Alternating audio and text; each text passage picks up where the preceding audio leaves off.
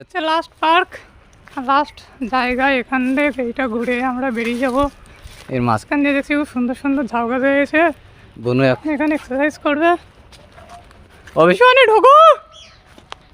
তো এই সাইডটা হচ্ছে বাচ্চাদের পার্ক। বাচ্চাদের পার্কে দেখছি বাচ্চাদের জন্য খুব সুন্দর সুন্দর চড়ার জন্য খুব সুন্দর সুন্দর জিনিস আছে, স্লিপ আছে, আরও অনেক কিছু আছে, সেগুলো তোমাদেরকে দেখাচ্ছে। বাচ্চারা খুব মজা পাবে এখানে আসলে। প্রত্যেকটা বাচ্চাদেরকে বলছি যে তোমরা যদি খুব ভালো মজা করতে চাও তাহলে মঙ্গল পাণ্ডে পার্কে চলে আসতে পারো। এখানে খুব সুন্দর মজা করার জন্য খুব সুন্দর সুন্দর জিনিস আছে, দোলনা আছে, স্লিপ আছে, আরও অনেক কিছু আছে, সেগুলো দেখাচ্ছি। এই দেখো আরও অনেক কিছু জিনিস আছে। তো এখানে আসতে পারো। এখানে টিকিট প্রাইস মাত্র 50 টাকা। তো এই পার্কে ঢুকে তোমরা দেখতে পারো, খুব সুন্দর জায়গা, তোমরা খুব মজা হবে, খুব এনজয় করবে।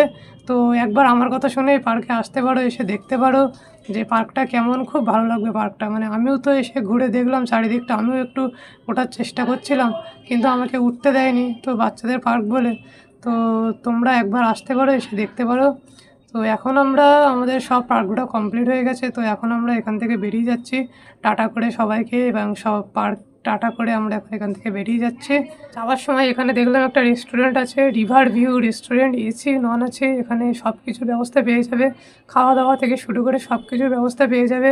তার ভিতরে দেখছি আরেকটা রেস্টুরেন্ট আছে, মকটেল কুইন। রেস্টুরেন্টের নাম হচ্ছে মকটেল কুইন।